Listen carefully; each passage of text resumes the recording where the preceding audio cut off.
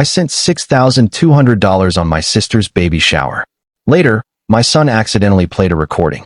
I told him, no kids allowed. His brat will ruin it. He lowered his eyes and said, "It's fine, Mom. I'll just stay home again."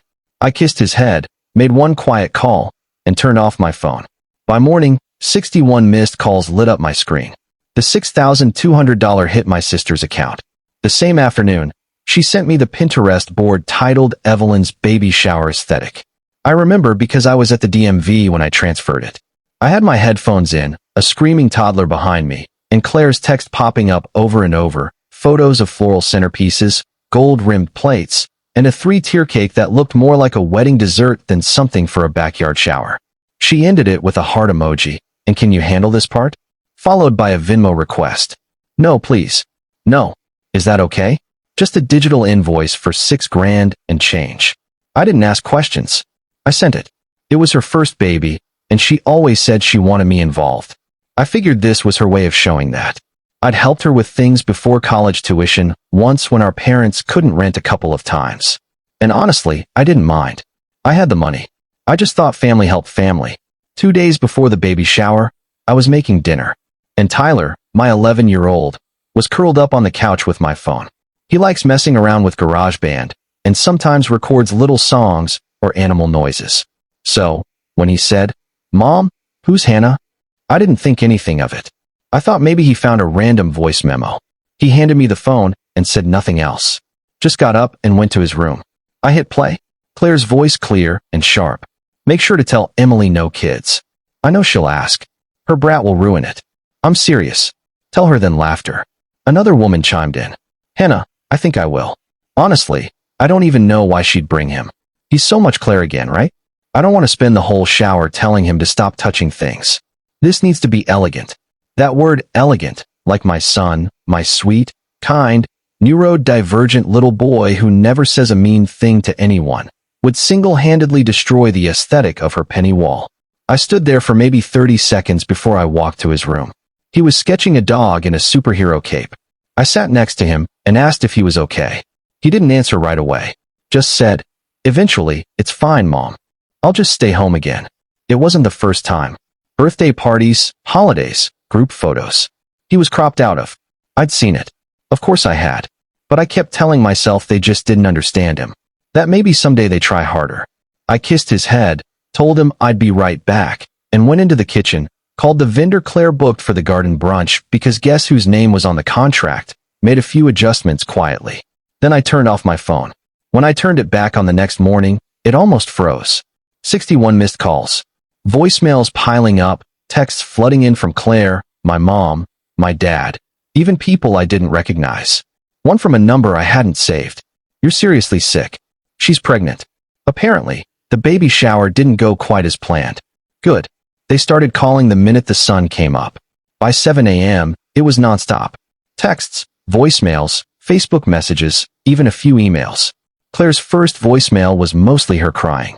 Real dramatic sobs like she'd just been betrayed by the love of her life. I could barely make out the words between the gasps, but I heard things like, "I can't believe you do this to me. This was supposed to be special, and you embarrass me in front of everyone." Then came the shift. By her third voicemail, she wasn't crying anymore. She was angry, telling me I was cruel, that I destroyed the most important day of her life besides her wedding, that people were whispering and asking questions, and she didn't know what to say, that I made her look crazy. I didn't respond. The rail kicker came from my mom. Her tone was pure diplomacy. "We don't support what Claire said about Tyler," she said. "But canceling the event the day before without warning, Emily. It was too much for all of us." Then she pivoted to guilt. "Your sister's pregnant. Think about the stress you've put her under. This isn't like you. No one asked why I did it. They just assumed it was petty revenge. No one paused to ask if maybe I was defending my child. And that's exactly why I didn't answer. I made myself a coffee, fed the dog, and logged into the family joint account we'd used for years. It started as a vacation fund when my dad had his heart scare, then turned into a catch-all account for emergencies and shared expenses. I'd added more to it than anyone quietly for years. Birthdays, repairs, groceries for my parents when they were short. I moved everything I'd added into a separate account and took my name off the original. Then I logged into the family phone plan, one I paid most of the bill for, and started a new plan just for Tyler and me. New numbers, fresh start. I blocked Claire. They didn't stop. By late afternoon, my mom and dad showed up at my front door. They knocked for almost 15 minutes while I sat on the couch with Tyler and watched a documentary about space travel. He was completely relaxed, legs tucked under him, eating cereal out of a mixing bowl. He didn't even ask who was at the door. They left eventually, but not before my dad texted me, "You're better than this. Don't let one mistake burn the whole bridge." But it wasn't one mistake. It was every birthday party where Tyler's name was left off the cake. Every adult's only family dinner where kids still somehow showed up. Just never mind. Every time Claire rolled her eyes behind his back when he talked about his comic books. Every time my mom said he's just a little different, like it was a warning, not a description. This wasn't a snap decision. I'd been holding this line for years. I just finally stopped pretending it wasn't there. A few days later, Claire tried something new. She sent me a message. "I want Evelyn to have a cousin in her life. Please don't let a misunderstanding ruin that." She called it a misunderstanding. Not cruelty, not exclusion, just a misunderstanding. Then she added, "We miss you and Tyler. Let's fix this." I read it twice. Still no apology, no ownership, just another attempt to move on without doing the work. They wanted peace without truth, reconciliation without accountability. I replied with one sentence. "We're fine where we are." They kept sending soft, sweet messages. My mom even sent a photo of Claire holding Evelyn in the hospital with the caption, "You'd love her. She's beautiful, and she'll need her aunt." I stared at that photo for a long time. Then I locked my phone, turned off notifications, and made pancakes for Tyler and me. Chocolate chip whipped cream on top. I wasn't going back. 2 weeks of silence should have meant peace. But in my family, silence only builds pressure. You don't resolve things. You wait, and then pretend nothing happened once it bursts. I wasn't doing that anymore. It started with little text from my mom. Just checking in. "Let's talk soon." A call from my dad I let ring to voicemail. Then Claire tried again with a longer message. I was stressed, overwhelmed, and hormonal. I didn't mean any of it. Evelyn deserves to know her cousin. Please don't let one stupid mistake ruin everything.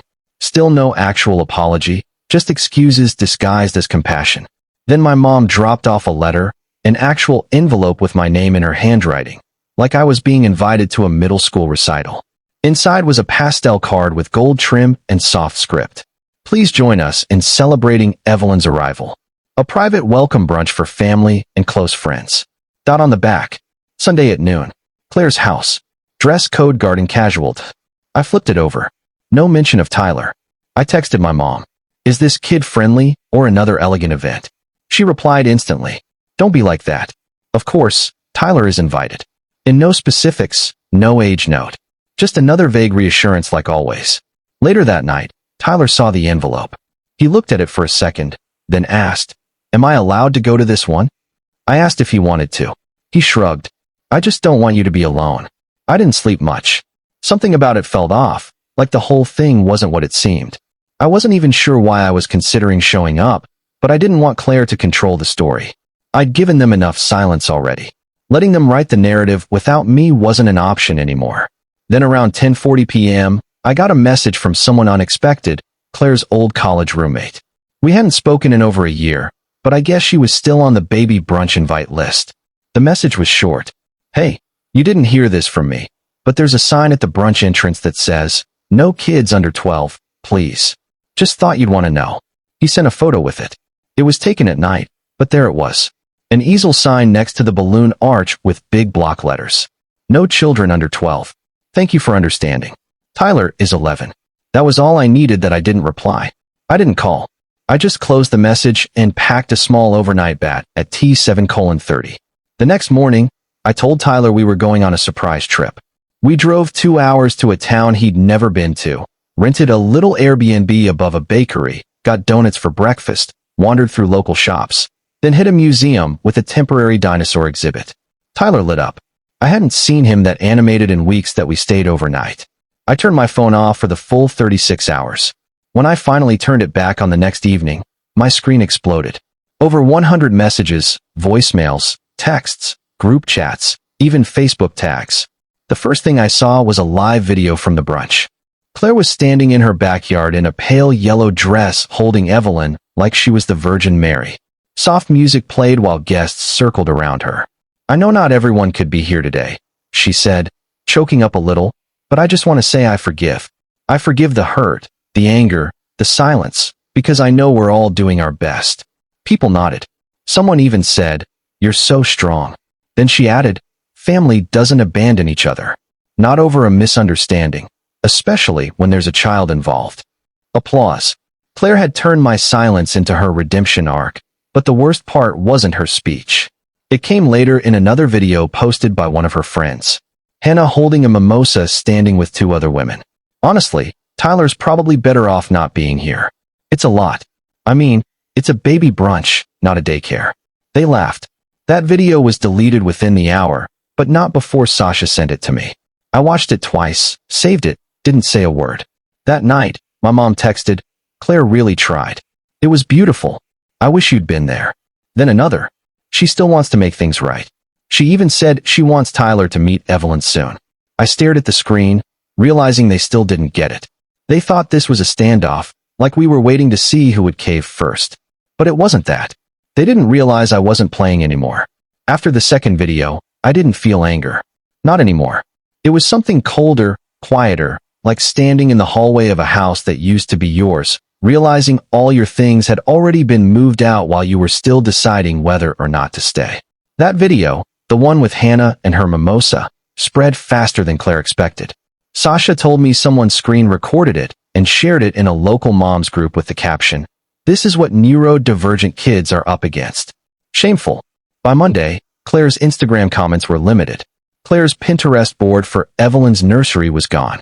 Even the gender reveal post disappeared. I didn't have to do anything. People saw for themselves. Still, Claire never messaged me. My mom did. Long texts swinging from concern to guilt. She said everyone had made mistakes, that Claire was under pressure, that family needed grace. But she never said, "You were right to protect your son." Meanwhile, Tyler was thriving, sleeping better, talking more. One night he asked, "Do you think it's okay if we never go back to nannies?" I said, "Yeah, I think it is." That was enough for him. The final straw came when my dad asked me to coffee. He bought me a hot chocolate, then said, "Your mom wants things back to normal. I want to stop choosing between my daughters. Just say you overreacted. It'll calm things down." I asked if he'd listened to the recording. He muttered about context. I left without touching the drink. That night, I wrote the family group chat. From now on, communication with me is by email. Tyler and I won't attend family gatherings. I'm done pretending this is fixable. I wish you well. Mom sent a thumbs down. My dad replied, "This is a mistake." I blocked them all. Emails followed. Weekly updates, baby photos, guilt wrapped as connection. I stopped opening them. Months later, there was no invite for Tyler's cousin's birthday. For the first time, silence felt like peace. Then a letter showed up, folded like a school note from my dad. 2 pages about family mistakes and how Evelyn would want to know her cousin. At the bottom, even Claire said she's open to seeing Tyler. Isn't that something? I shoved it in a drawer with junk. The idea that Tyler's existence was some kind of test they were now open to. It stuck with me. A week later at Tyler's school open house, a woman smiled at us. "You must be Evelyn's cousin. Claire told us all about you." Tyler looked up at me. At open house, a woman told Tyler, "You'll be meeting Evelyn soon. She's adorable, just like you." I didn't correct her, just walked away. On the drive home, silence said enough. That night, I wrote my final email. Stop. Tyler isn't a subplot in Claire's story. Do not send updates. Do not include us when it's convenient. You had your chance. We chose freedom. Goodbye. I deleted the thread, and for the first time in months slept through the night. Life moved on. 3 quiet months passed. Tyler was thriving, laughing, climbing walls at a birthday party, proud of himself in a way I hadn't seen in a long time. This was the life I wanted for him. Not perfect, just safe in his. While cleaning, I found old decorations from Claire's engagement. A card marked reserved for Andy M. I tossed the whole box without a second thought. Later, a coworker sent me a screenshot from my mom's Facebook. Evelyn's birthday. Pastel balloons, smiling faces, captioned, "Grateful to have most of the family together today." No empty chairs. No sign I'd ever been expected. They'd rewritten the story. Me as the one who opted out. them as the ones holding things together. Dot. I laughed.